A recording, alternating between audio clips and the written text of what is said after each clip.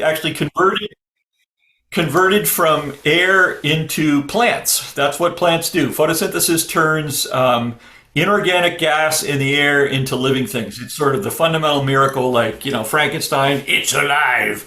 Almost all of the energy and carbon that is fixed by photosynthesis is released back to the atmosphere as CO2 when the plants die. So plants use solar energy. They store that energy as sugars and organic molecules in the plant.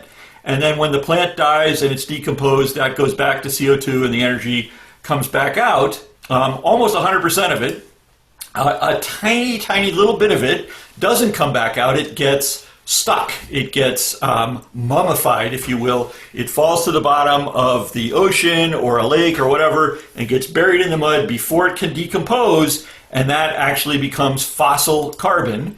If that stuff lays around in the ground for a very, very long time, like 1,000,000 years or more, then the carbon from those fossils cooks into petroleum, into oil and gas, and that's the origin of fossil fuels. The oil and gas are lighter than water, so they tend to float, just like Italian dressing. If you don't shake the bottle, the oil will float to the top. Similarly, the oil will float to the top of the fluids in the rock until it reaches a level that it can't penetrate, and then it sort of pools up there at the top of that permeable layer.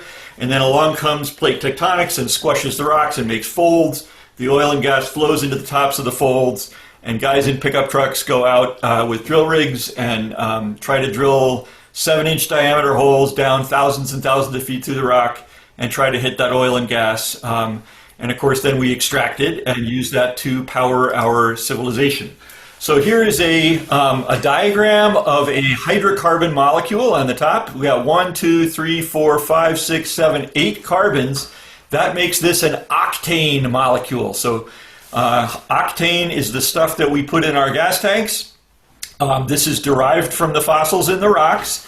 And you see all of these bonds have energy in them. The energy is actually the stored energy of photosynthesis from hundreds of millions of years ago, when those plants used solar energy to sort of string these carbon atoms together like beads on a string. That is the sort of fundamental magic of photosynthesis. It's been stored in the rocks as hydrocarbons. We dig that stuff up, we refine it, we squirt it into our gas tanks. It gets injected into our cylinders, we compress it 20 to 1, and then we light it on fire with a spark plug. Out comes all this energy. So the energy that comes out when we do that is literally the energy of photosynthesis that was stored in those bonds. If you do it right, all of the carbons bond with 2 oxygens, that makes CO2, and every 2 hydrogen bonds with an oxygen, that's H2O, and all you get out of that reaction is CO2, water vapor, and energy. Of course, in practice, it sometimes doesn't completely burn. You get carbon monoxide, you get soot, you get other kinds of pollution out of it. But with idealized combustion, you would get only carbon dioxide, water, and energy. Hydraulic fracturing is an incredible way that has been engineered to do this, to get the oil and gas out of rock by drilling down thousands of feet through the rock. Usually the holes are literally 7 inches in diameter. A typical oil or gas well here in the Front Range of Colorado might be 5,000 or 6,000 feet. In Oklahoma, they might be 20,000 feet. Up in North Dakota, 12,000 feet. But they can now drill straight down and then actually turn the drill pipe, the drill bit, 90 degrees in the rock and drill sideways through the rock for thousands of feet. And that will target a particular stratum, a particular layer in the rock that may be a mile below the surface. And then they pump pressurized fluid down there and make little tiny microscopic cracks. You can see the diagram here, these little fractures in the shale.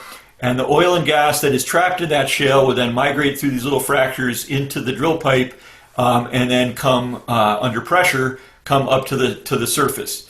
The idea here is that actually the pressure of all of this rock, thousands of feet of rock, in this particular example, 7,000 feet of rock, has a tremendous amount of weight, and the weight of all that rock squashing down on the pores in the rock and on these fissures in the shale is what provides the pressure to then drive that oil and gas up through the pipe and out the surface. In fact, in order to prevent a disaster at the well, you have to fill the well with fluid that is made heavier by mixing mud into it, so that the weight of the fluid in the pipe holds the pressure back. You don't want that extreme high pressure fluid from great depth to be released into the atmosphere, because it'll come rocketing up out of the hole in what's known as a blowout. So let me talk briefly about climate change, because climate change is caused by burning that stuff, burning coal, oil, and gas. So I know this is silly, but I'm going to ask you, did you ever wonder why day is warmer than night? Did you ever wonder why summer is warmer than winter, or why Phoenix is warmer than Fargo? The answer to all these three questions is the same. The answer as to why these things are true is that heat in minus heat out equals change of heat. So you've probably noticed it's been cold this week. It was 65 degrees on Sunday, and then it really wasn't 65 degrees anymore around here. That's heat coming in and out the sides. The nice warm air we had here last weekend blew away and was replaced by air from the Arctic. Heat in and out the sides only changes the distribution of heat on the Earth, but that doesn't change the total amount of heat for the planet. The only way the heat for the climate system can change is by putting heat in and heat out the top. You're not used to thinking of the Earth as having a top, but I'm talking about the top of the atmosphere. The sun beats down, that's our heat in. But if that was the whole story, remember, heat in minus heat out equals change of heat. So that would mean the Earth would just get hotter and hotter and hotter forever. So there's got to be heat going out. It does. It radiates out to space. It's invisible. You can't see it like sunshine, but you can certainly feel it. If you've ever turned on an electric burner on your stove, you can feel the heat coming off of that thing. That is actually infrared radiation, and the Earth is constantly giving heat back to space by infrared radiation.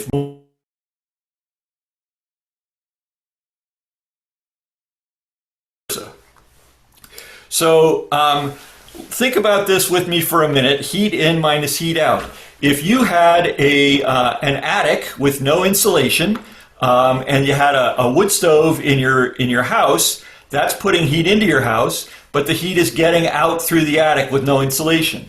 On the other hand, if you put some great insulation up there in the attic, the same amount of heat is coming into your house from your wood stove, but now there's less heat going out of your house because you've got great insulation in your attic. That's basically the way that climate change works, by changing the balance of heat in and heat out.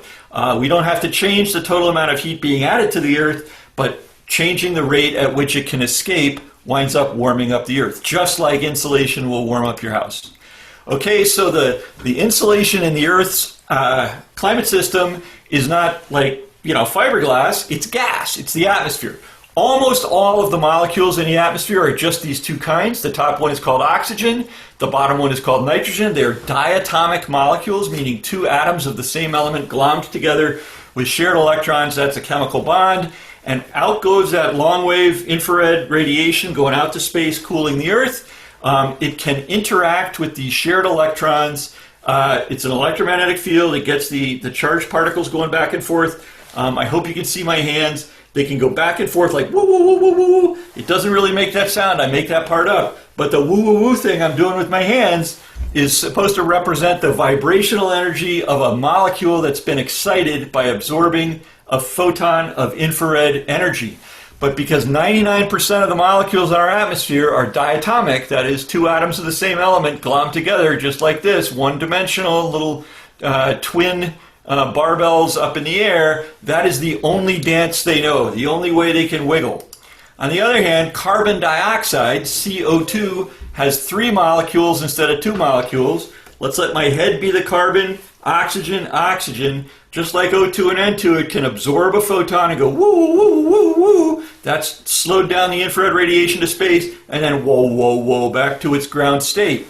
That means it can re-radiate that energy in every direction. Some of it comes back down to the surface of the Earth. That's what keeps us warm. Having CO2 in the air actually absorbs the outgoing radiation and keeps us warm. Water vapor does even better because it's got that bend in it. It can go this way, can go this way, can go this way, even do flips. Very, very powerful greenhouse gases. But the water vapor, of course, if we put more water in the air, it rains or snows. On the other hand, the CO2 doesn't ever rain or snow. It's not chemically reactive. It just accumulates in the atmosphere and it makes the Earth warmer. You've all probably seen the cartoon. The sun beats down on the ground. Some of it reflects to space. The part that doesn't reflect to space gets absorbed by the surface. That's heat in. All of that's got to be matched by heat out. Some of the heat is radiated straight out to space, but it's only about 5%. The rest of that outgoing radiation gets absorbed in the atmosphere by the CO2 and water molecules, re-radiated in every direction. The part that radiates down keeps us warm. The part that goes up cools the Earth. This was actually discovered not 20 years ago, not 50 years ago, but 160 years ago by Eunice Foote, published a paper in 1856 on the absorption of outgoing heat by CO2 gas. She called it carbonic acid gas. So this is a very, very well understood phenomenon. It's not something that we've just discovered in the last recent times. It's something that was predicted at least a century before it really started warming up. How much warmer are we talking? Well, it depends. On the top you see sort of future warming with low emissions, on the bottom with high emissions. The big difference here, besides emissions, is land versus oceans. The land warms up much more than the oceans because the oceans, most of that heat actually gets used to evaporate water, whereas on the land it increases the temperature. There's more warming in the north than the south because the north is mostly land and the south is mostly ocean.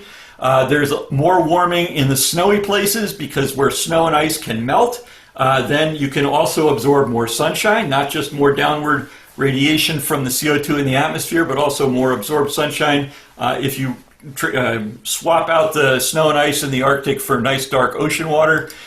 So 3 degrees Celsius of warming here in the middle of North America for a low emissions world, 6 degrees Celsius of warming for the middle of North America with a high emissions world.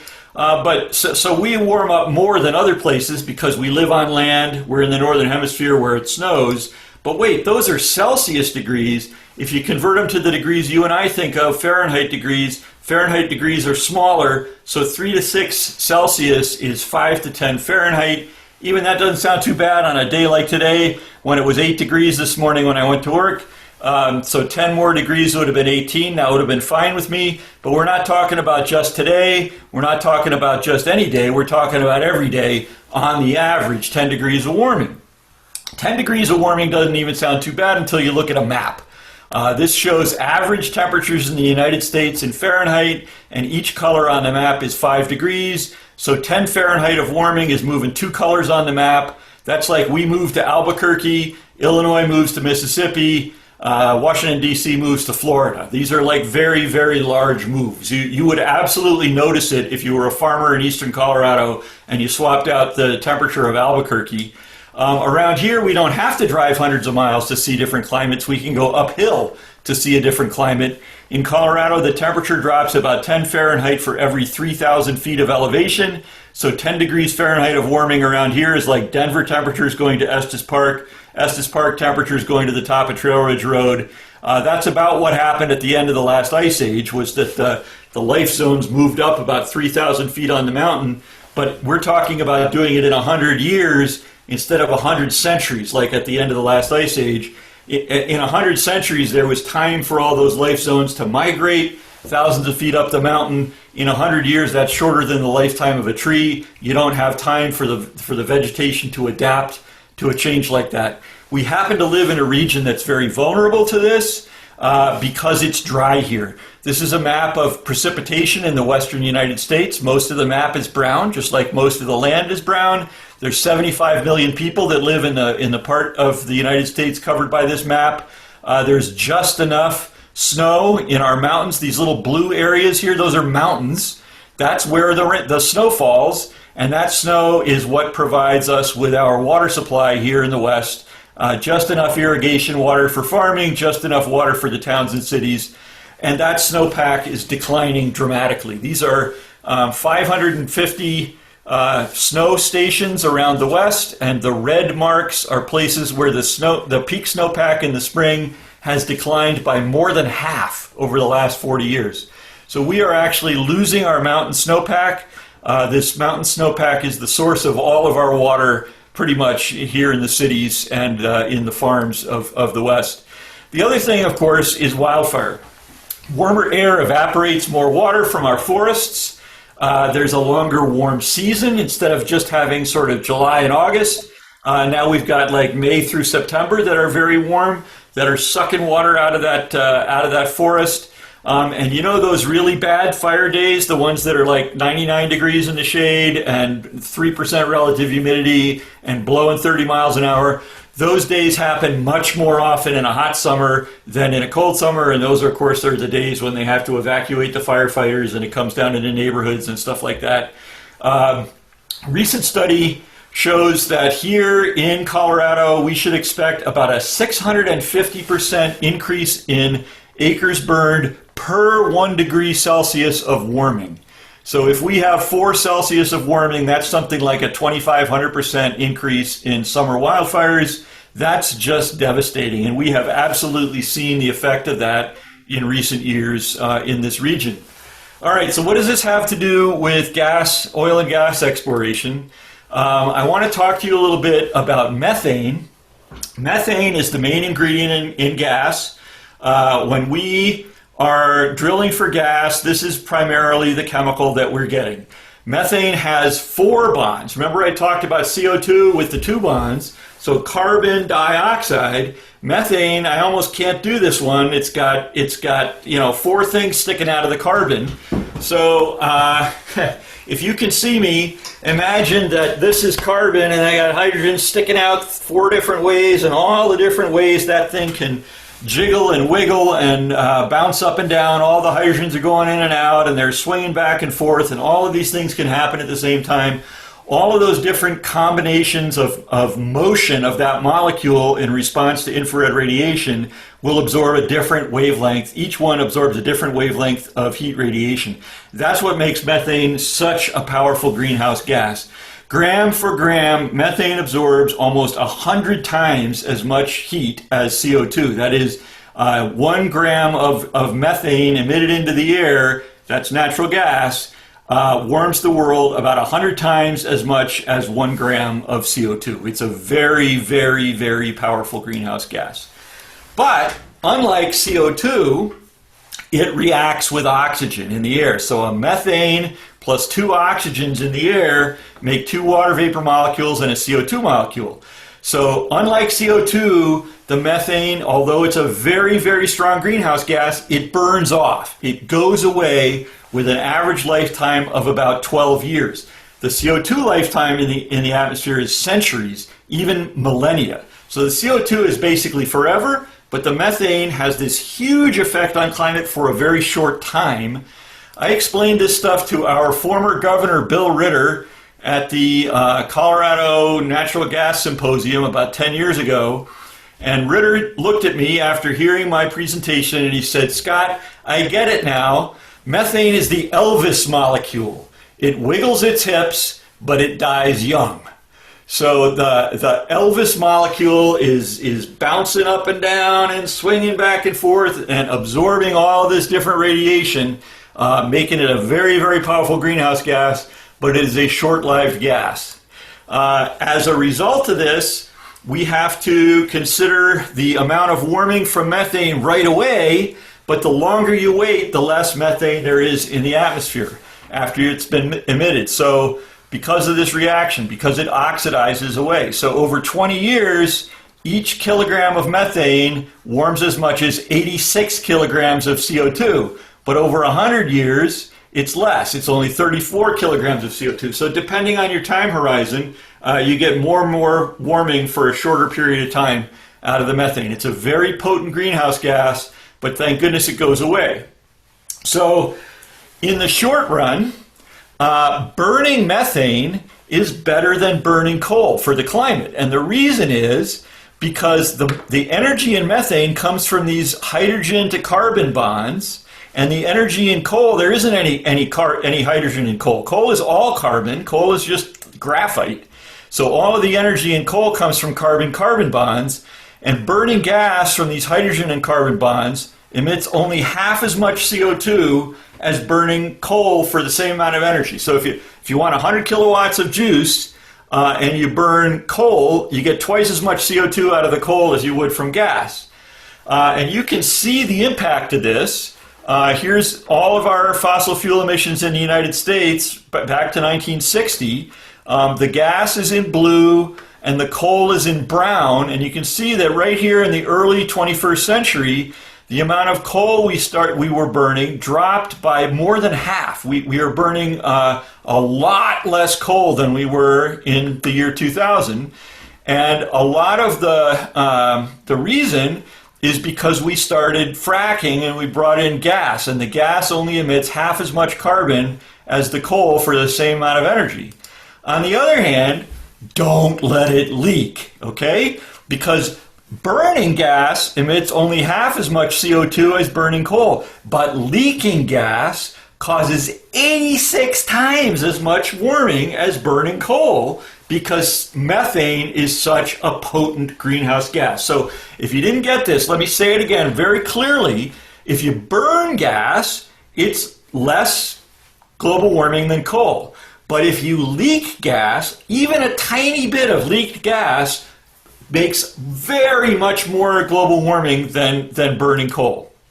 In fact, if you leak just 3% of the gas in the whole life cycle of the gas, from the time you drill it until the time you've produced it and transported it and put it in your stove and furnace and burned it, if 3% of that gas leaks out instead of being burned, you have eliminated the entire benefit of gas over coal. So the magic number is 3%. If you leak 3% or more, you might as well have burned coal.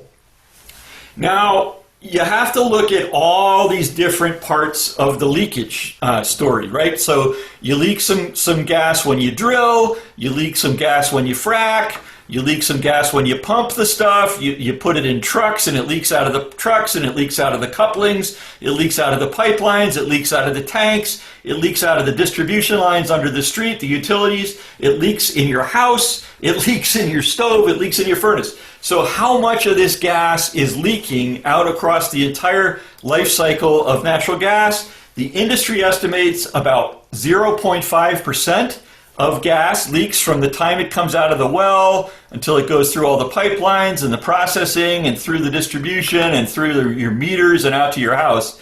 EPA thinks it's much worse than that. About 1.4% of the gas is leaked. That's still less than the 3% break even for coal.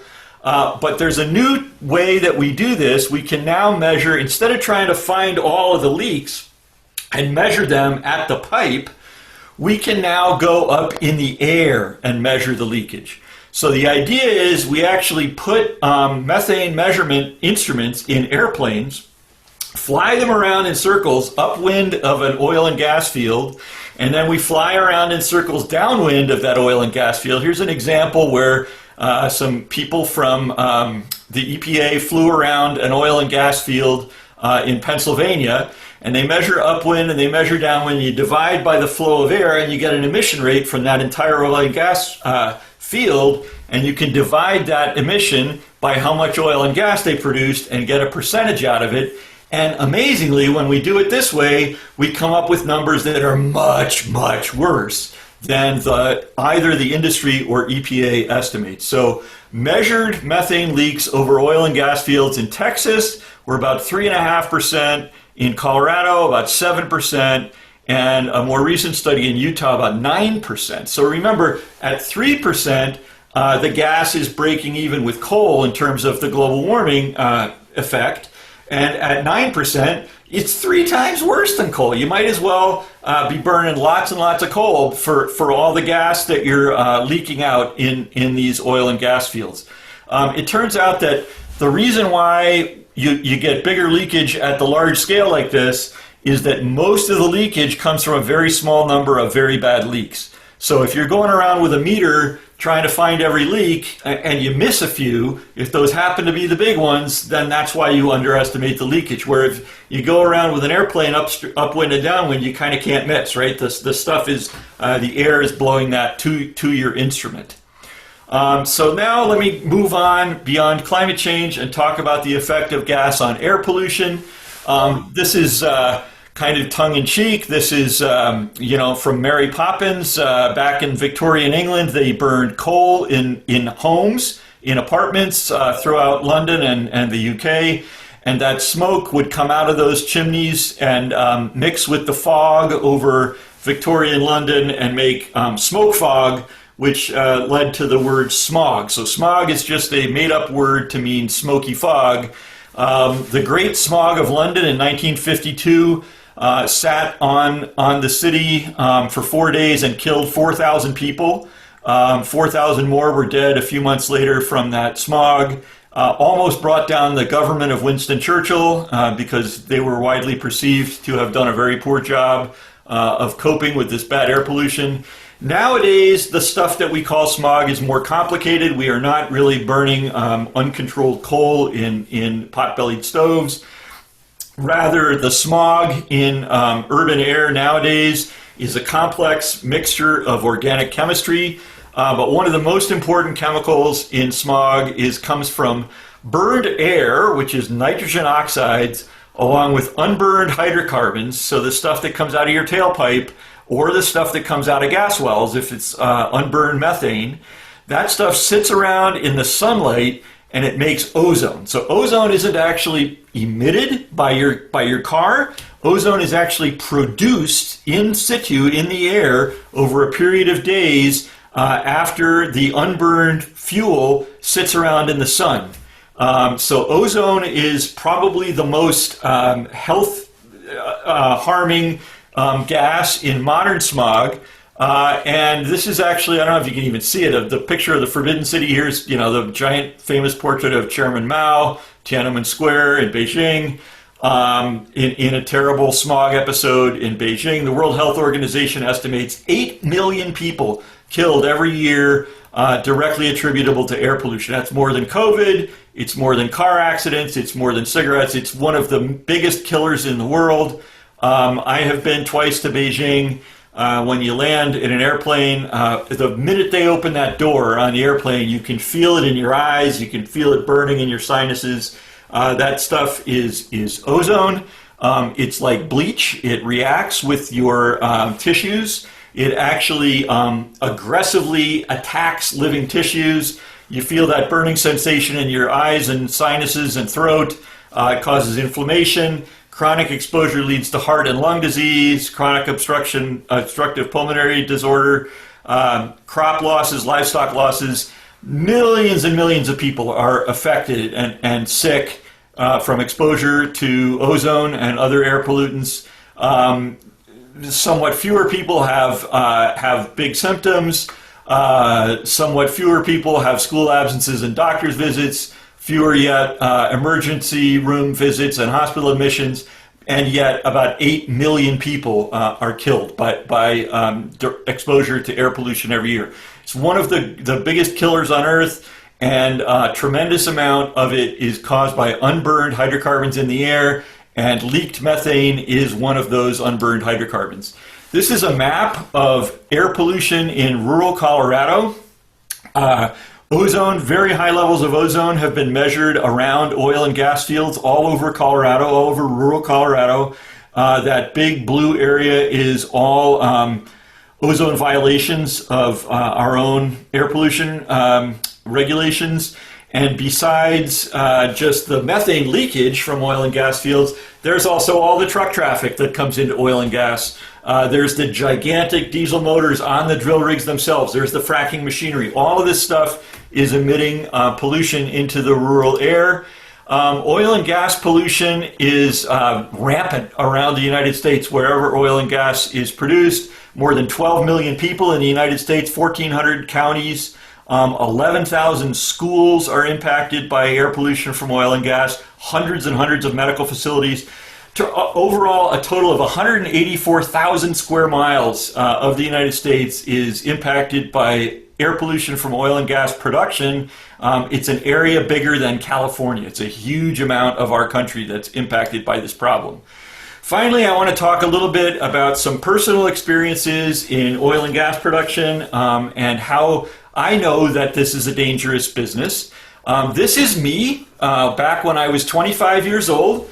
I was fresh out of college with a degree in geology, and this is what people did in the 1980s when they had geology degrees. They went and worked for the oil industry. So I spent a year and a half living in a little trailer. This was my trailer. These are all photographs that I took.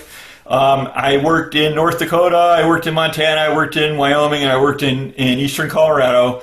And I would go live on these oil rigs for a month or two at a time and climb up on the rig and take little, scoops of the cuttings and bring them back to my trailer and look at them in a microscope and explain what rocks we were drilling in.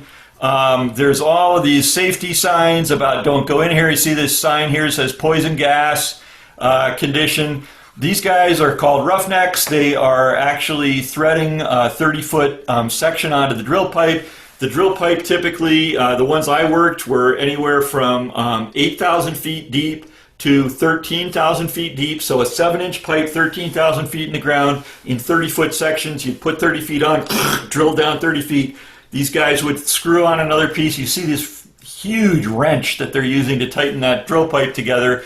This is extremely dangerous work. A lot of these guys that I worked with on the rigs were missing hands, they were missing fingers, they were missing ears, they were missing parts of their bodies because there's fire, there's poison gas, there's all kinds of machinery accidents. It's an extremely dangerous line of work. One of the first things I learned about when I worked on the rigs was hydrogen sulfide, which is a very, very deadly poisonous gas that can come out. It's invisible. It comes out of the ground with the oil and gas. And often the first sign that you see that there's H2S is that somebody drops to the ground. There's supposed to be alarms. We had drills. I was told when I first got the job, I had to shave off my beard and my mustache. You can see back in this picture, I had no beard or mustache. That's because the gas masks that they gave us would not make a seal on my face if I had a beard. And if that H2S gets in underneath the mask, I'm dead. We would do drills at 2 o'clock in the morning. The alarm would go off. Where's your gas mask? Everybody's got to meet at a certain place like a fire drill. It's a huge big deal, and everybody that works on the rigs is trained in, basically if you see your buddy collapse to the ground, don't run toward him to help him, run away, because until you have your mask on, you're just going to go in there and be killed by it as well. The other huge thing to talk about with this is essentially the way that oil drilling works. There's a break in scale here. Remember, this is a 7-inch pipe that goes down 10,000 feet underground, so it's miles long. The pipe itself weighs hundreds of thousands of pounds. It's steel pipe. And at the bottom is a drill bit that is, boring out the bottom of the hole. So the whole thing is supported by this great big crane above the surface that's holding that up. But the sides of the hole have to be full of fluid, which is called mud. And so we circulate mud through this pipe and then down through the drill pipe, and it comes out. It's like drilling with a fire hose. You're sticking a hose down there, blasting mud out the bottom, and the mud carries the cuttings back up the hole, and that's the stuff that I would analyze for my job. Now that mud is actually tremendously heavy, and the weight of the mud actually holds the oil and gas in the pores in the rock. So here's sort of a diagram of the business end of the drill. This is now, say 2 or 3 miles underground. The overlying pressure of all that rock is phenomenal. I mean, it's like 300 degrees down there. There's, thousands of atmospheres of pressure because of all the weight of that rock pushing in towards this hole in the ground. And all of that pressure has to be balanced by the hydrostatic pressure of all that mud. The mud actually, the weight of the mud pushes the oil and gas back into the rock. And if you get too much pressure from the oil and gas, it can push into the hole and eject some of the mud out the top of the hole. And of course, that's less weight of mud on the bottom of the hole. And so now there's even more pressure coming in, and that'll flow into the hole and eject even more mud out of the top of the hole. And this is how blowouts start. So a bubble forms at the bottom, And as that bubble rises, it ejects the mud from the overlying drill column, and that releases the pressure, and up comes the stuff. The pipe can then actually ride that ejecting mud upward through the ground, thousands of feet of steel pipe. This is the steel pipe. Remember, it comes in 30-foot sections, and it has these threads on them, and these guys are threading them with this big wrench. Now, I never saw a blowout in my year and a half of living on the rigs, but I talked to a lot of people who did, and I will never forget this one story of a well in eastern Montana that blew out, and all of the mud came squirting up out of the hole, thousands of feet of mud, and it carried the drill pipe with it. So this is thousands of feet of steel pipe being shot into the air, hundreds of feet into the air, and then it broke apart in the air into these 30-foot sections, and they were swinging through the air. It was at night, and this guy was seeing it with the moon, full moon in the sky, watching pieces of 30-foot steel pipe swinging through the air, coming clanging down. People were running for their lives. Some of these pieces of pipe stuck in the ground like, like an arrow sticking into to a target. Unbelievable. The other thing, of course, is that after all this mud and all this pipe comes squirting out of the ground, what is there at the bottom that's pushing it all up? Flammable gas. So when that happens, of course, it explodes. And quite often, blowouts are very, very fiery things involving essentially a giant blowtorch with thousands of feet of high-pressure gas on fire being squirted out hundreds of feet into the air. It is an unbelievably destructive and terrifying thing. And this is something that everyone who ever works on an oil rig is taught about, and we have drills, and there are blowout prevention systems, and yet there are still blowouts. You'll all remember the very infamous Deepwater Horizon blowout in 2010 out in the Gulf of Mexico. This is exactly how it happened.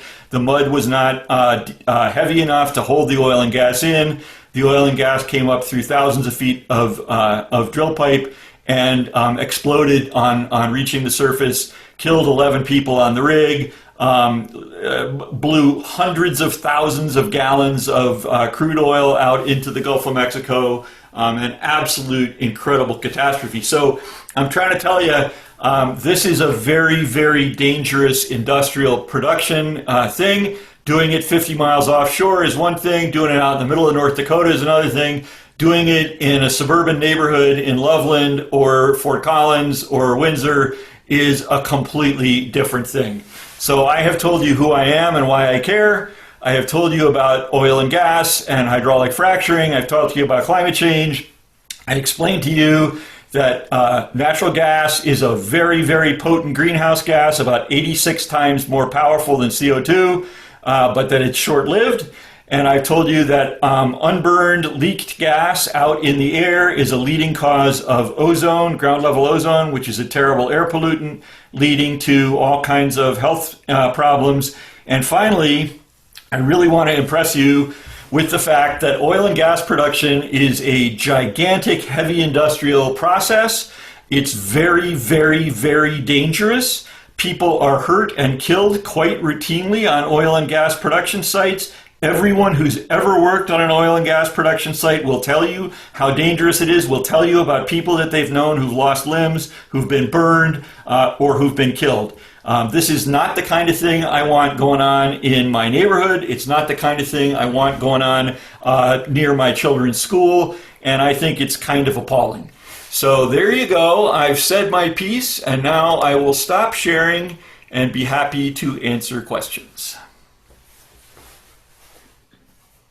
Okay, Dr. Denning, we have one question so far. Hold on.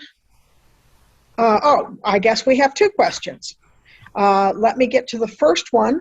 Daryl Friel said, I understand methane gas is bad. I've been told that farms, livestock, and even wetlands produce a large percentage of our methane. If that is true, how can wetlands and farms be bad? So it is certainly true that there are many sources of methane. Methane is basically produced any time that that organic matter rots without enough air. So if you have enough air and organic matter leaves or whatever rot, they produce CO2. But if it's anoxic and you got a lot of water around, like in a wetland, it comes out as methane instead. And wetlands produce a lot of methane. Farms, only certain kinds of farms that work with cattle. Cattle make methane in their guts. So it's part of their digestion where they can eat grass. They're like the only mammal that can eat grass. And animals that can eat grass make methane in their stomachs, and then they burp it out. There's some of that methane left over when they poop, so manure can be a source of methane. Wetlands and farms are not generically bad, but they do make methane. Have you ever noticed that before it snows or before it rains here in Loveland and Fort Collins, sometimes you can smell a certain smell from the east? That's methane that you're smelling. Yes, indeed, it comes from feedlots. It comes from all sorts of things. But the concentrations that you're going to get out of a wetland are not the kind of concentrations that you can get out of a methane pipeline.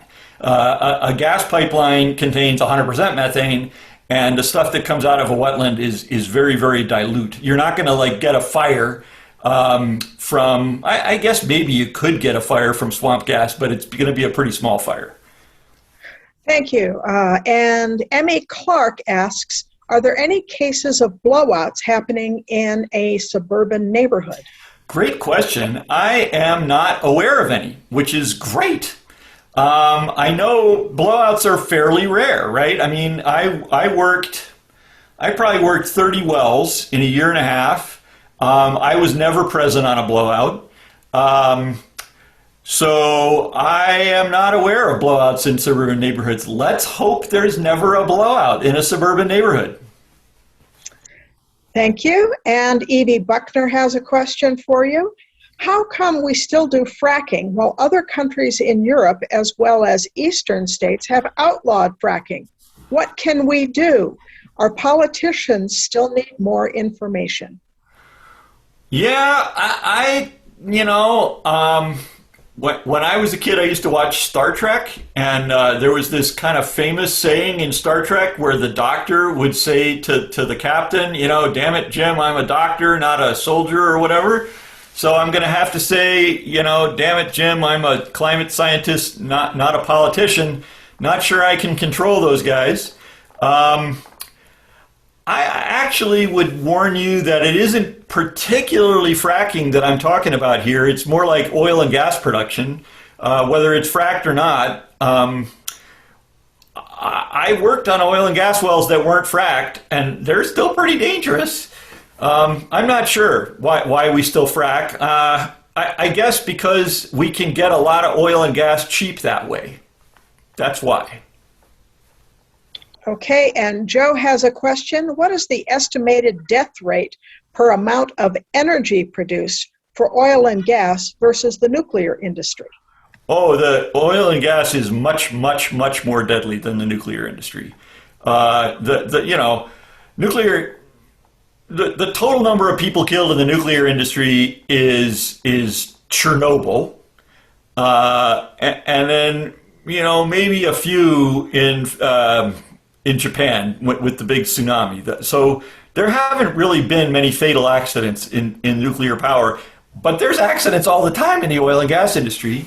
And besides that, there's 8 million people a year that are killed by air pollution that is caused by burning coal, oil, and gas. So if you count that, it's just staggering how many more people are killed by burning coal, oil, and gas than in the nuclear industry.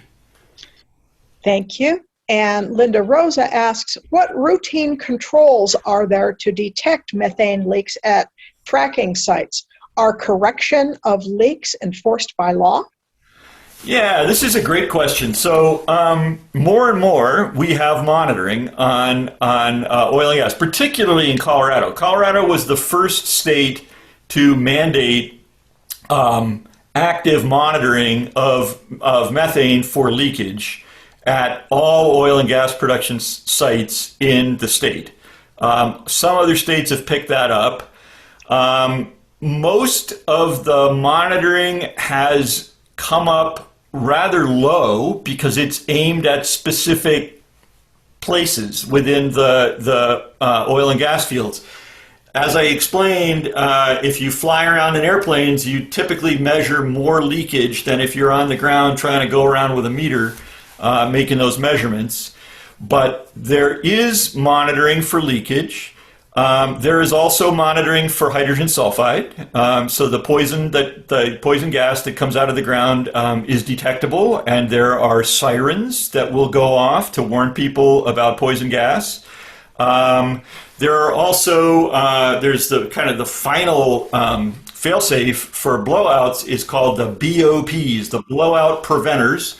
There are these giant jaws, I'm going to call them, great big motorized clamps that if the mud starts coming up out of the hole and they suspect that there's going to be a blowout, the guy on top of the drill rig has a big red handle that he can pull, and it triggers these motors, and bam, they slam shut on the pipe, and it's like giant doors that shut to hold that stuff down. So there are these safeguards. There definitely are safeguards. If there weren't for the safeguards, there'd be a lot more accidents. Okay, thank you. A.V. Buckner-Opler says farmers in Germany have started to use the methane on some farms for their energy needs. How come we never hear about that here? Yeah, you do hear some. Biogas, methane recovery. So from farms, from manure management, and even from landfills. There's methane that comes out of landfills because it's anoxic underneath the landfill. There's not enough air in there for decomposition to go correctly, and so you wind up getting methane out of landfills. So more and more, you're starting to see methane recovery from a whole range of both farm and other kinds of activities in the United States. It's a pretty small business. As long as we can do gigantic industrial oil and gas, there's less of a market for stuff like biogas. Maybe when we stop drilling for oil and gas, people will be able to make a better living getting the methane from their farms. Okay, thank you. And hold on, I seem to have lost the chat. One moment, please. But we are getting more questions, which is great. Yeah. Laurie Anderson is your next one. Laurie Anderson, thank you. Go ahead. Or should I read these? No, I'll be happy to do that. All right. I just have to get there. Okay, Laurie Anderson asks, do you know of any studies on methane leakage from older vertical wells versus large-scale hydraulic fracturing? No, I guess I don't. It's a good question. Is there more leakage from fracked wells than from traditional wells? I actually kind of doubt it. I think fracking has other issues that you're going to hear from some other presenters about the fluids that are used and about leakage of those fluids and about the amount of water that's used. And I'm not really speaking to that. I think all oil and gas wells have the potential to leak. And it's not just the wells, but it's also what do you do with the stuff after the wells, right? So getting it from the well into a truck, getting it from the truck into a pipeline, getting it from the pipeline into a tank, getting it from a tank out into a city. So I'm not aware that there's any more or less leakage from fracked wells compared to other kinds of wells. Shirley White asks, I always hear that methane is a serious greenhouse gas, more potent than CO2, but also that when it breaks down, one of the components is CO2, a Right. long-lasting GHG. What proportion becomes CO2, and why isn't this emphasized more? Yeah, well, pretty much all of it becomes CO2. I mean, methane is super potent greenhouse gas, 100 times more powerful than CO2 when it first comes out. But within about 10 years, it's converted to CO2 by reacting with the oxygen in the air. Why isn't it emphasized more? Actually, there is so much more CO2 in the air than methane. There's like 200 times more CO2 in the air than methane. So even if you turn all the CO2, all the methane into CO2, it only adds a teeny bit of CO2 to the air. The methane is a less prevalent gas because it's not stable in air. So it isn't actually so much of a problem once it turns into CO2. Yes, then it contributes to the CO2 greenhouse effect, but there's already boatloads of CO2. So the extra CO2 that you get from the methane isn't nearly as big of a deal as the extra warming that you get while it's still methane. Okay, and thank you. Renee Small asks, how much water is used at one fracking pad per well? And where does this water come from? My understanding is that this water cannot be recycled. So all of that is basically correct. I don't know what the number is, how much water is used to frack a well, but basically it's enough water to fill that pipe, right? So however long that pipe is, imagine a pipe that's 15,000 feet long and 7 inches in diameter, and how much water would it take to fill that pipe? That's how much water gets used to frack a well. And it is mostly true that it can't be reused because once it's been injected down there, it's gathered up a lot of the poisonous stuff that's in the oil and gas, and so it's full of brine, it's full of hydrocarbons, it's full of all kinds of stuff that you would not want to get on the ground or in the soil or in your crops or in your drinking water. So they typically have to dispose of that water. And where does it come from? Yeah, you know where it comes from. It comes from our reservoirs and our rivers and ultimately from our snowpack, right? Because we live in a part of the world that doesn't have a huge amount of excess water. It's the same water as every other water that we have. This is coming from the same place that we get our drinking water and from where we get our irrigation water. Scott, I'll interrupt for a second on the water thing. Went through our COGC site a while ago. They're claiming average well can be around 2 million gallons of water, up to 5 million gallons of water per frac. If you take the 80,000 wells that have been fracked in Colorado, and you add that water up, I testified at City Council about this about a month ago. That's enough water to fill Lake Loveland about 98 times. Holy mackerel! So that's just one frac, and most wells are fracked multiple times. So it's you can say, okay, that's over 80,000 wells over this period of time, and Loveland has Loveland Lake is not that huge, but 198 times you can fill that for one frac. Put 10 times in that. That's a lot of water. It's a lot of water. As you said, that water never gets reused; it gets injected back into the ground. Thank you. Shirley White asks, can you tell us more about certain fungi breaking down wastes from oil and gas and other pollutants? Maybe not. I know that there is such stuff, not just fungi, but also specialized bacteria and other microbes. There's a lot of research on trying to develop biological oil and gas cleanup stuff, but it is absolutely not my specialty, and I'm going to refer you to Dr. Google for that. Daryl Friel says, great presentation. Western civilization seems to use energy at a large and growing rate. What can we do to require people to use less energy? Well, I don't know how to require it, but you know how we can use less energy, right? There's all kinds of ways to use less energy. We can, the cheapest and best ways are efficiency. I have a 100-year-old house in Fort Collins that I insulated the crap out of so that it stays warmer in the winter and cooler in the summer and reduces my heating bills. We can drive smaller cars, we can ride our bikes to work, we can wear sweaters in the winter and shorts in the summer. We can use light bulbs that don't burn as many watts, and we can turn them off when we leave the room. There's all sorts of stuff that we can do to use less energy. And in fact, we do. In the United States, we use about 40% less energy per dollar of economy that we did 30 years ago. But pretty incredible, actually. We've cut our energy, we've improved the energy efficiency of our economy dramatically. We're wasting less energy.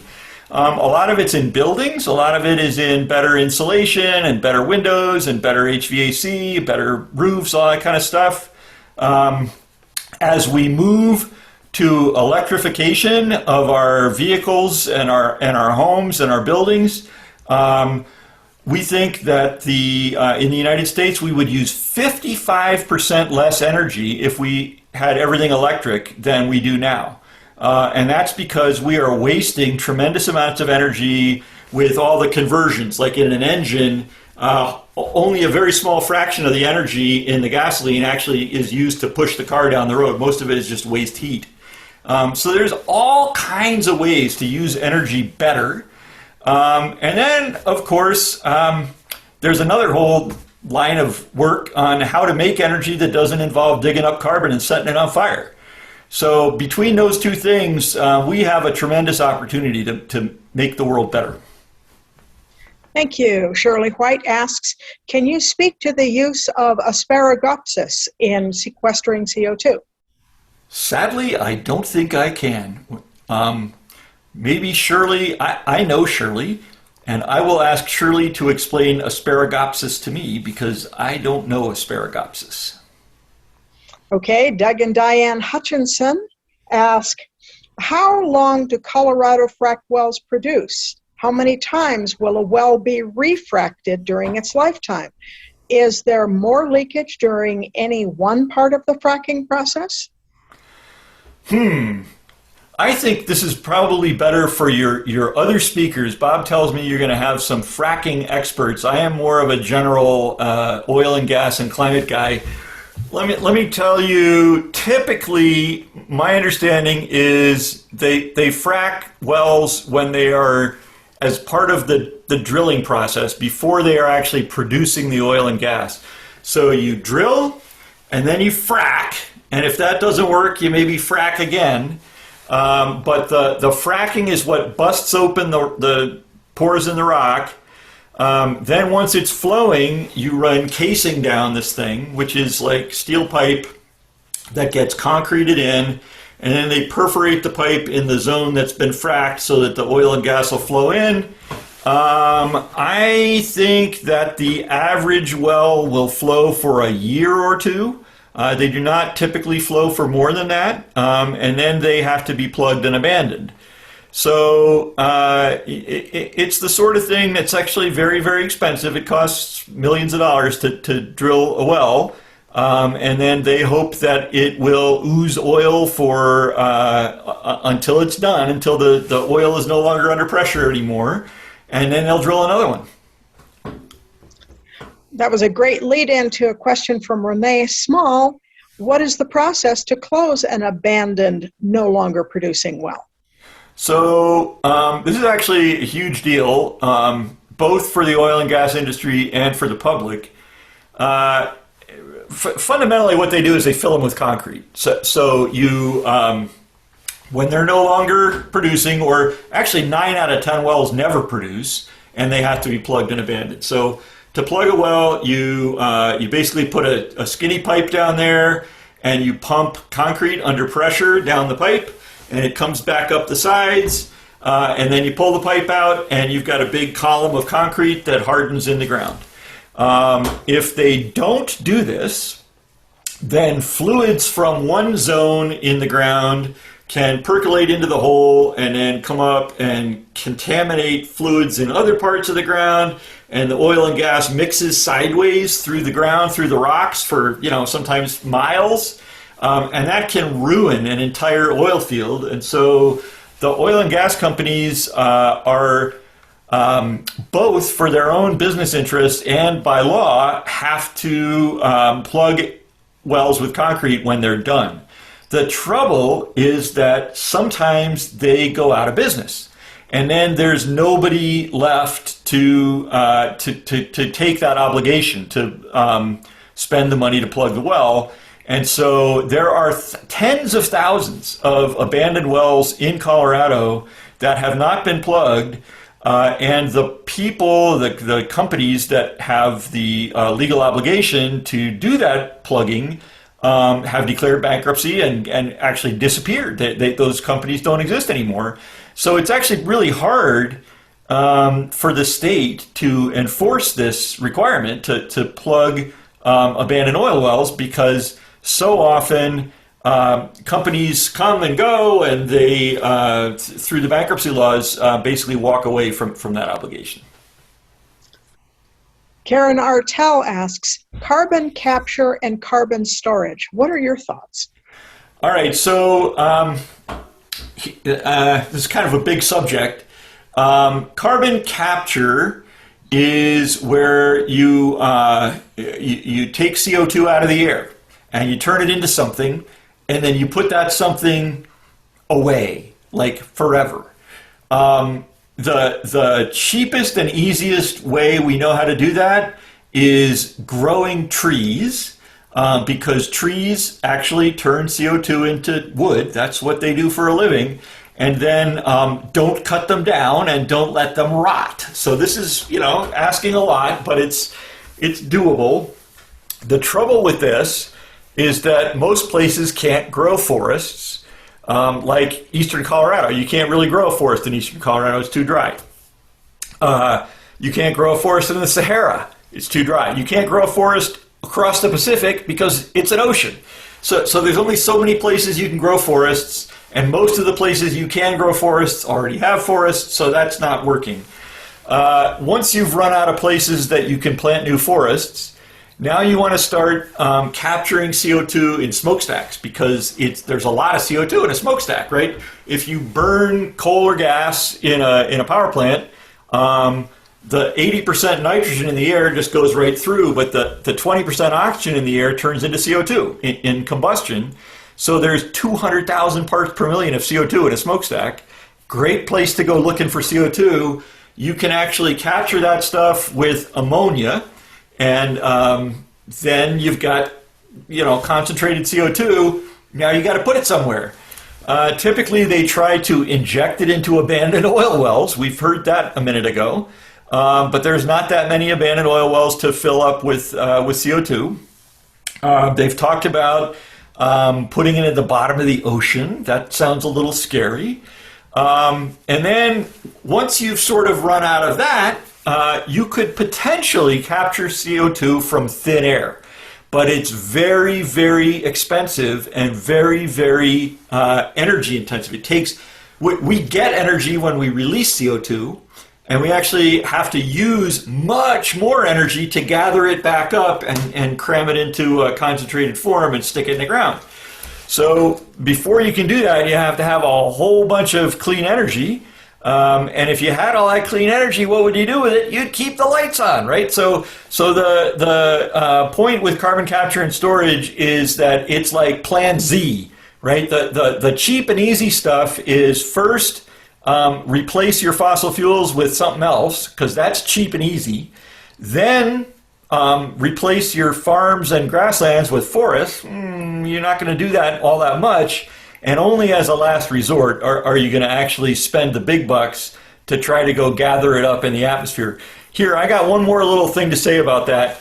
Imagine that you went to work and you left your sink running. Oh, big mistake, right? Upstairs, you left the sink running in the bathroom, and you come home from work and there's a terrible mess, right? The sink has run all out onto the floor, and it's soaked through the floor and the carpet, and now it's come through the drywall and into your kitchen, and it's made this horrible mess.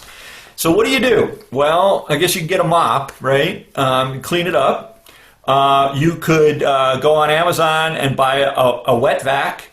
You could just live with it, get some drywall contractors in to clean it up. But hey, first, turn off the water, right? So just like with oil and gas, before we spend all kinds of money trying to suck that stuff back out of the air, let's stop putting it up there. This might be a good topic for our discussion. Emily Galashot asks, what can we as residents do to fight against this? Push for more and better air quality monitoring, stricter regulations on oil and gas? Yeah, those sound like good ideas to me. I mean, our cities and our towns have been pushing back against the idea of doing oil and gas exploration in our towns. Fort Collins passed a ballot initiative on this. Longmont passed a ballot initiative on this. And the oil and gas industry sues. And they take the cities to court, and we lose in the state courts because oil and gas have priority over us as citizens, over our own local control of our own communities. I think we ought to push back on that. I think we, the citizens of these cities, deserve a say in stuff like whether there's going to be some giant, dangerous industrial plant in my backyard. I find it appalling that we pass these laws and then we get sued by these companies who win in court. It's terrible.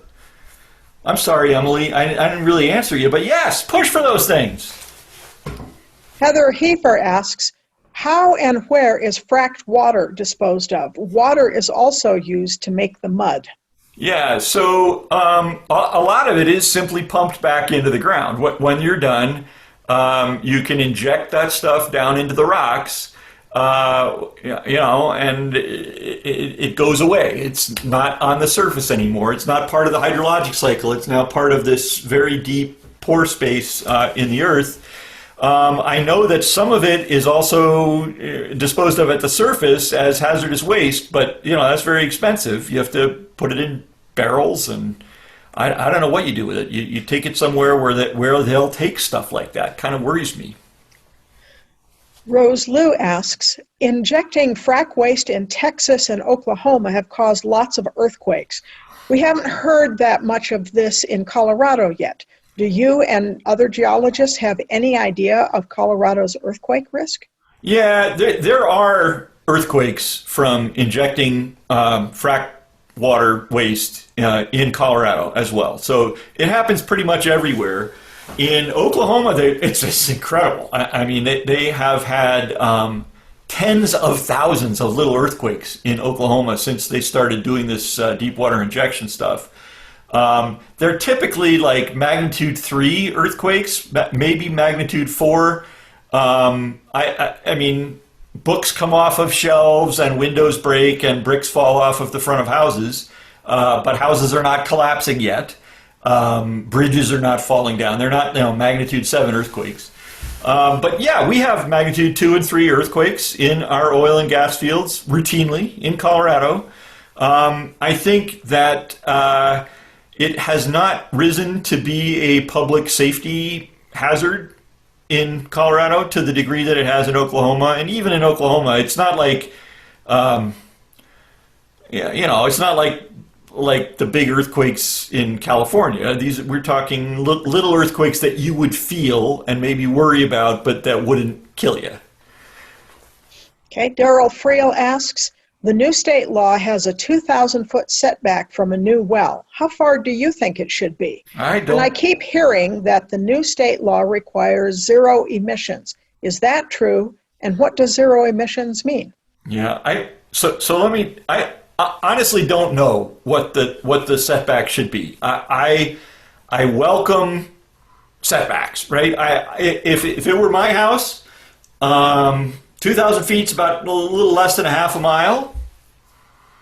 You ever been, if you're like out in the prairie and you find, those sections, right? The quarter sections and sections, big farms. Yeah, half a mile, I guess. Guess it depends whether it blows out. It depends on whether I'm downwind of it. I guess the 2,000-foot setback has been fought like crazy by oil and gas interests because in a place like Loveland, it's hard to find a place that's 2,000 feet from anywhere, right? There's not a lot of places that are a mile across, where if you put a well in the center of a mile square, it's going to be about 2,000 feet from the nearest house. I mean, I guess 2,000 feet's better than 1,000 feet. And 1,000 feet's better than 500 feet. I don't know what the right number is. I really don't know. And then what does it mean, zero emissions? Zero emissions of what? I wonder how that can be true. How can we guarantee that you can do this enormous thing with all of these trucks and all of this equipment and run that stuff 24/7 for months at a time with zero emissions? How is that possible? I'm not sure that's possible. Okay, this might be more of a question for Bob. Can we get a copy of the presentation to share with developers who want to frack under housing developments? Sure. Well, there's two ways we can do that. One is Scott can be kind enough to let us have a copy of his presentation. And two, we are recording this tonight, but this is a long run, so we should have both available. And Scott, I think, would you be kind enough to forward your presentation? Yeah. I already sent you, Bob, a Dropbox link for the slides, and you're more than welcome. You did. Yep, you did. More than welcome to share that around. Okay. And I'm happy to have people use it. Absolutely. Thank you. And what looks like our final question for now is from Shirley White. The book Regeneration, Ending the Climate Crisis in One Generation, edited by Paul Hawken, has a great idea for how to address the climate crises. Solving, I think, means meeting the goal of reducing CO2 to 2010 levels by 2030. So that's more of a comment than a question. But yeah, well, to respond good. to it, Doctor. So if that's the last question, let me just have my last say here. We can do this. We can live well with less energy, and we can make energy that doesn't require digging up carbon and setting it on fire. I know that we can. There are all kinds of ways to do this, and people are working on it hard. And just as we gave up outhouses and chamber pots and landlines and IBM selectric typewriters, so also can we give up oil and gas and coal. And not only will we not bankrupt the world doing that, but that's going to be the source of all the jobs and prosperity for the next generation. So hang in there, and we can do this. There is one more question, Dr. Denning, if you don't mind. I gave you my big wrap up. Good wrap up. Anne-Marie Four asked if there's a better alternative to gas fireplaces. Yeah, probably air source heat pumps. Sorry. Thank you for your final answer. Thank you so much, Dr. Denning. We really It was fun. Good luck. I'm glad you're doing this. Thanks, everybody. We appreciate what you've just done, Dr. Denning. A couple of little points here. We may try something new here if people are willing to hang in for a few seconds. One thing I want to mention, when you log off tonight, you're going to see a small survey pop up. We would really appreciate it if you'd answer that. And it's as you log off the system, okay? It should take, I think there's 4 questions on it, so it's pretty quick and easy. Just have to click and go, okay? We have some time if you want to try something new, and we haven't tried this before, and that's to release all of the mutes so that people can unmute on their own. And in doing so, if someone wants to make a comment or crosstalk, we can open that up. So I'm going to push that button about a half.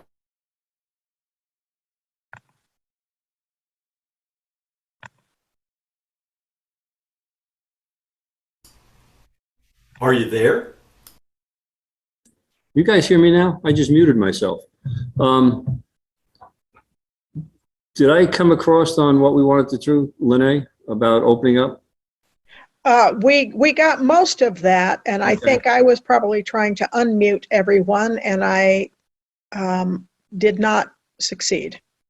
I just unmuted. Okay, now everyone should be able to unmute on their You own. can't unmute anybody. They have to unmute themselves. This is like a spyware thing. Yeah. We aren't allowed to unmute you because that would be like we were listening in on you. Yeah, well, You have to But we unmute have to allow yourself. them. everyone can do that now. You're open to do that if you want. As I said, I'd like to see everyone take that survey at the end of this, if you could. That will help us out in moving forward. If you have ideas of what you would like us to present in the future, that is, of course, open. And I see Evie has her hand up, so Evie, go ahead. Yeah, but Scott just left us. Unfortunately, I think so at least. The question that I had is, I have a dear friend in Germany who is also very involved in all these environmental aspects, and she fights the windmills right in her neighborhood because they are noisy, and I noticed that myself when we do birding surveys and out nowhere, and the windmills make a very aggravating sound if you would have it right in the middle of a town. But she also said there is now a way back to nuclear energy and in Germany. And supposedly there is a way where you can create nuclear energy without any waste, where all the waste byproducts are also getting burned in the process. Have you heard anything about that, Bob? No, that I haven't heard of. And just like, if you unmute, please make sure that you have no background noise, or this could get really, really noisy quick. Okay, I'll mute myself again. No, Sorry about I haven't heard that, Evie. Nuclear to me, when I was back in Long Island years ago, Long Island tried to go nuclear. We're an island, and there's not very many ways to get off that island. They actually ran a simulation, which I wasn't part of, but the guy I worked with was. And if you're familiar with Long Island, it's about 120 miles long, maybe 15 to 18 miles north and south. The only way off the island is either by ferry, which isn't very big, or driving through New York City. And the Long Island Expressway has the correct name of the lie because it's not an expressway. They did a simulation on evacuating the island, and what they did is they just put a bunch of people out on corners and said, okay, how's the traffic? And they said, good. And they said, okay, we can evacuate. That plant never came alive. The problem with it was they already fueled it. And very quietly, without anybody on Long Island knowing it, that fuel was removed from the plant and barged out because no one wanted it on the island anymore. So I have a problem with where you put the waste. Now, if you have a nuclear which doesn't have waste, that's fantastic. Let's use it. Well, that's how I felt, but I had never heard anything about it. So I would have loved to have that question answered to Scott if he had heard about it. But thank you. Okay, I'll mute myself again before my husband coughs again. Bob, Yeah. if you do some reading into the advanced molten salt reactors, that's where she'll find what she's talking about there. Okay. That's good. That's good news. If we They're can move actually, that direction. some of the designs are actually capable of using existing nuclear waste as partial fuel. Yeah, well, the fuel from Long Island, being that it was barely used, they just brought the plant up to 2%. That was sold off to another plant. Daryl? Dale?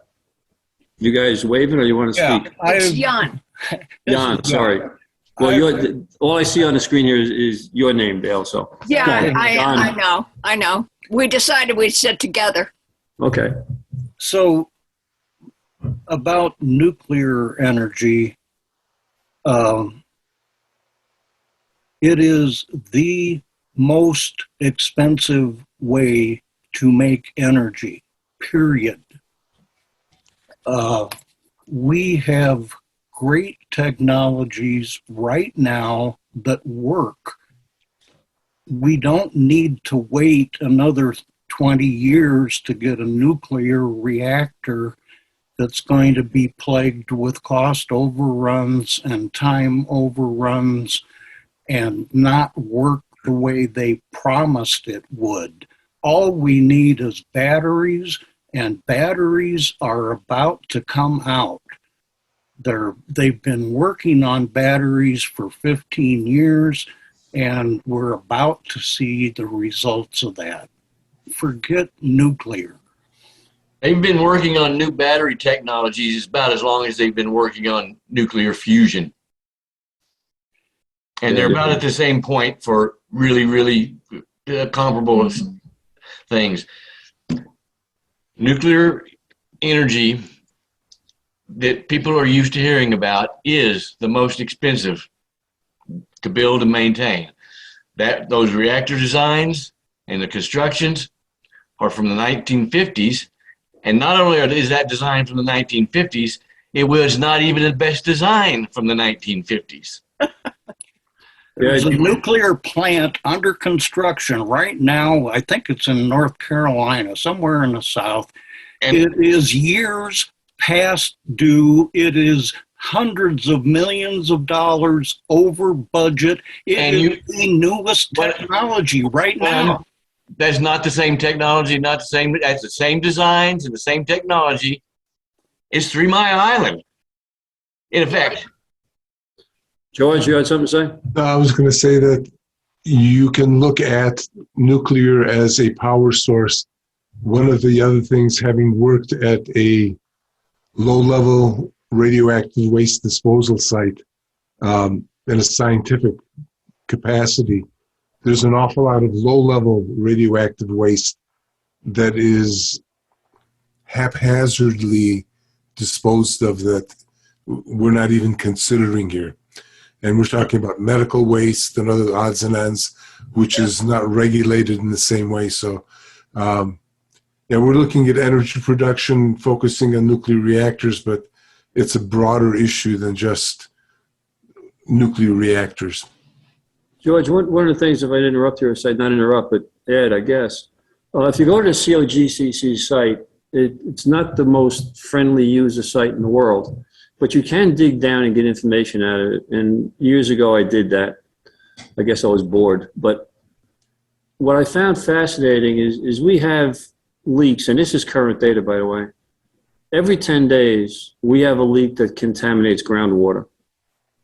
And every day in Colorado, there are 1.7 leaks that contaminate the surface. If you really dig down, you can find the actual reports of what they did on that site. And most of the reports I looked at were from Weld County. And the thing I found really fascinating is, we cleaned up, 127 cubic yards of material on the surface. Where did it go? Dump in Alt. So when people keep saying we're cleaning things up, we're not cleaning anything up. We just move it from one place to another. Right. So it is scattered out leaks that we have. That ground material that got contaminated is moved to Alt and dumped over there. So you're just concentrating it in a different place. Hopefully nobody lives there, you would hope. Anyone else? Okay. If we don't want to keep the conversation going, folks, we can close this down. And I want to thank everyone that's still on the call for being here. This is our first foray into the virtual world of holding meetings. If you'd be kind enough when you go to those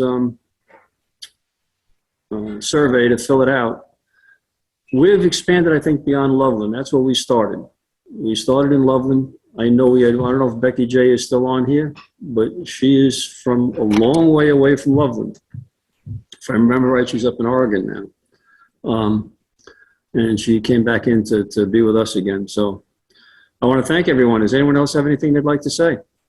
I would like to offer one thing, Bob, and that is we have gotten some really good information here this evening. We are realizing that the oil and gas industry, to a great degree, has taken over those organizations that are supposed to regulate it. We need to make sure that we have adequate transparency on what's happening, and we need to make sure that we honor our citizens' responsibility and we vote. It is absolutely critical for citizens to take command of this situation and other issue-based situations by voting for elected officials who will in fact make life better and will in fact do the right thing for the American citizens. I couldn't agree with you more. Little anecdotal information here. I've sent a couple of studies to our city council here because when this whole thing started with the McWhinnies out east beginning to put 2 wells in, 2 studies popped to mind. And I've got 2 more. I'm going to send them shortly. One study tracked 1.1 million pregnancies, and they found a much higher percentage of underweight births Yes. within 3 kilometers of a well. And it was significantly higher if you lived within 1 kilometer of a well. And for those of us in Loveland here, the new apartments that went in just east of Centerra, they're very dark colored apartments. Those apartments are exactly 1 mile from where the new pad is putting in. And 3 kilometers is about 1.5 miles. Yep. So those folks are living in an area that they really should not want to have children in. The other study took old folks like myself that are on Medicare, and that's over 2 million people they tracked. And this is a statistic I don't like to read about because our death rate is much higher when you're within that distance of a well. So when I first started studying this stuff back in 2013, there wasn't a lot of really good peer-reviewed studies coming out. And that's what our community values is about, by the way. Just like Dr. Denning tonight, he's an expert in his field. He's not some guy writing a paper somewhere out of what he thinks is real, right? So, and that's what we want to bring in for the next one is the experts on the actual fracking fracking operation that goes on, or actually oil and gas production. So there's a lot of information out there. It's hard to find sometimes, but the studies are beginning to come out that are peer-reviewed and factual from a lot of data. When you track 1.1 million women or over 2 million seniors, you can begin to get real data. And that's what we need, and it's coming out. We're going to have wells right in Loveland here. They can't stop it. I don't believe they can stop it, but we can sure as heck try to change the rules on what's happening on the pad to help protect us, to keep those leaks down. All right, anyone else? Bob, perhaps you can remind us of the next meeting on voting. Correct. Our county clerk is coming in. That's next. It's the last Thursday of the month for March. I think it's the 28th, but I don't have the calendar in front of me. I don't know if anybody here has been involved in the actual process of how our ballots are, number 1, created, number 2, counted. When you look at it, ballots are individual, because if you live in Loveland, you get a different ballot than Berthoud and a different ballot than Estes Park. They have to be all figured out and mailed to the right person, so you're not voting for somebody not in your district. But then they have to be counted and logged. And I've been lucky enough to go through an RLA, and I know Lene has done it also, which is the, risk limit audit. Do I have that right? Yes. And you can see how you can see the level of dedication that the county staff has in running a election.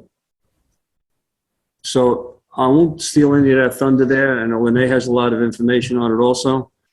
They are very dedicated people up there. I would trust our elections here totally.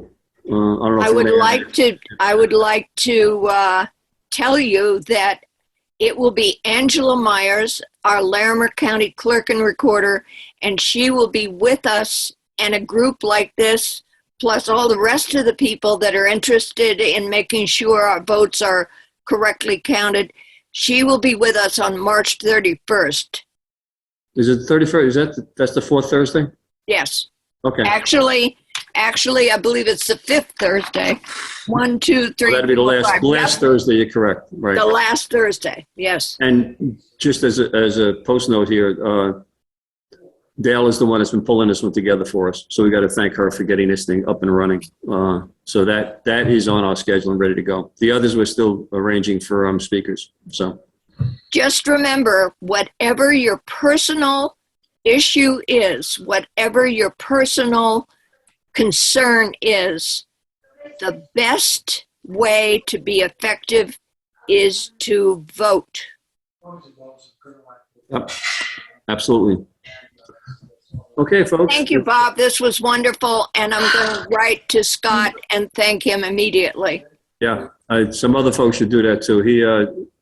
He was very kind in doing this on very short notice, as a matter of fact, and he was more than willing to come on and give us this presentation. So, okay, if no one else has anything, we will be saying good night. And everyone have a safe night. Try to stay warm if you can. This is Colorado, so in 2 days it'll be 90 degrees outside, but we got to get there from here, okay? Thank you, Bob and Look for your Lene. survey. Yes. fill out the Yes. survey. Thank you, guys. Survey. Thank you very much. Thank you. Thank you, guys. Bye-bye.